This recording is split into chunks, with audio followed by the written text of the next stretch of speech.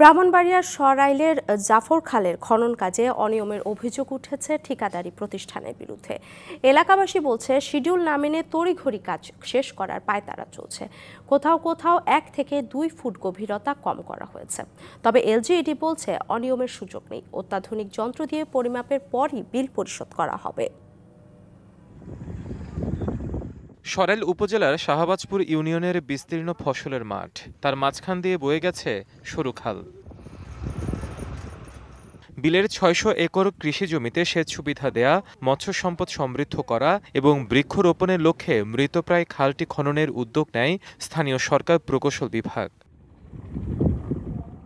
গেল ফেব্রুয়ারিতে কাজ শুরুর পরই নানা অনিয়মের অভিযোগ তুলেন জনপ্রতিনিধি ও স্থানীয়রা।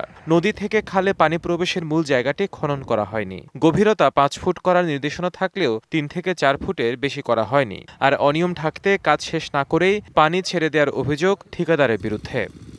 কালার এক্সপার্ট, জর্জ স্যাপ এবং মাইল্ড অন হ্যান্ডস টেকনোলজি সমৃদ্ধ অরিক্স ক্রিস্টাল ওয়াশ আপনার শিডিউল আপনার ধরা আছে 3 কিলোমিটার পর্যন্ত কাটা হবে, 5.5 ফুট হাইটে। তো আমরা স্পোর্টে আইসা আমরা আপনার এই প্র্যাকটিক্যালে মাইপা পাইছি 4 ফুট। নিয়ম হলো এটা শুকায়া এই খাল খনন করব, মানুষ যেন দেখতে পারে, কৃষক যেন দেখতে পারে, এলাকাবাসী যেন দেখতে পারে। আমরা মনে করতেছি যে পানি দিয়ে রাখছি, এটা কতটুকু খনন হচ্ছে আমরা এটা তা জানি না। হ্যাঁ, টাঙ্গাইলটা দেওয়া হয় নাই, স্টার্টিং পয়েন্টে কোনো কাজ করা হয় নাই। অভিযোগের বিষয়ে ঠিকাদারি প্রতিষ্ঠান ফারিয়া এন্টারপ্রাইজের কারো বক্তব্য পাওয়া যায়নি। তবে এলজিইডি নির্বাহী প্রকৌশলী বলছেন, খনন কাজে অনিয়মের কোনো সুযোগ নেই। বৈশ্বিক যে অক্ষাংশ দ্রাঘিমাংশ আছে তার উপর নির্ধারণ করে প্রতিটা পয়েন্টের কাজের পূর্বের পরিমাপ নেওয়া হয়, ঠিক ওই পয়েন্টে কাজের পরের পরিমাপ নেওয়া হয়।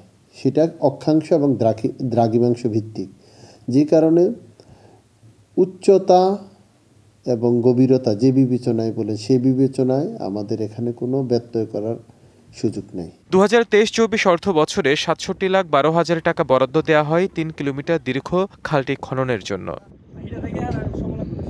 DBC news desk.